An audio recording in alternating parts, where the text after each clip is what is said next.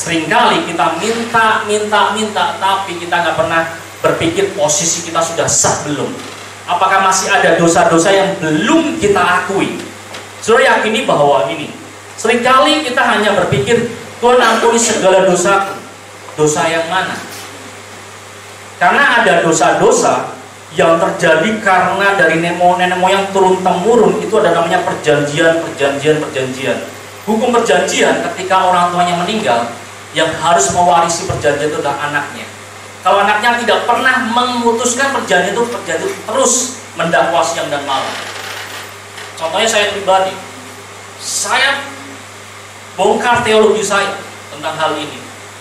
Saya tanggalkan teologi saya tentang bahwa segala kutuk selesai.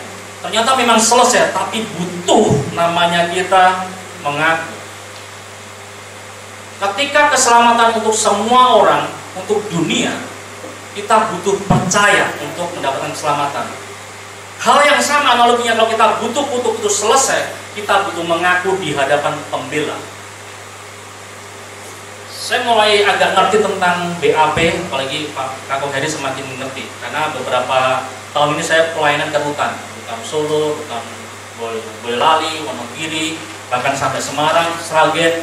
Saya masuk ke situ untuk melihat banyak orang-orang anak-anak Tuhan masuk dalam kriminal, dalam narkoba. Kenapa mereka bisa jatuh ke situ? Karena banyak sekali mereka hanya percaya Yesus, tapi tidak mau untuk masuk dalam pemerintahan, sehingga hidupnya dituntun oleh namanya pola-pola dari nenek moyang. Dia mulai ngerti bahwa butuh uang memang, tapi cara mendapatkan uangnya mulai tidak sesuai firman Tuhan, akhirnya dia jatuh dalam.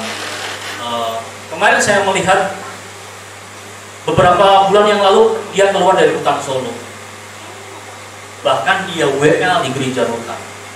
Dia kesaksian tentang luar biasa, dan dia keluar dari rutan itu dan dia sudah mulai pelayanan ke gereja. Apa yang terjadi saudara? Malam Selasa kemarin masuk lagi. Ikatan tuh seperti itu. Orang terikat tuh kayaknya yang nggak mau apa masuk lagi ke situ. Butuh orang lain yang membimbing untuk dilepaskan. Karena dia terikat dan yang bisa melepaskan hanya darah Kristus. Amin. Saya ulangi lagi analoginya. Engkau percaya Yesus hanya urusan kau masuk surga. Urusan di dunia ini masih banyak sekali yang perlu kita bereskan. Akhirnya saya mulai menyelidiki apa yang terjadi dalam kehidupan saya. Ternyata pola ini terjadi dari orang tua saya. Saya mulai mengaku.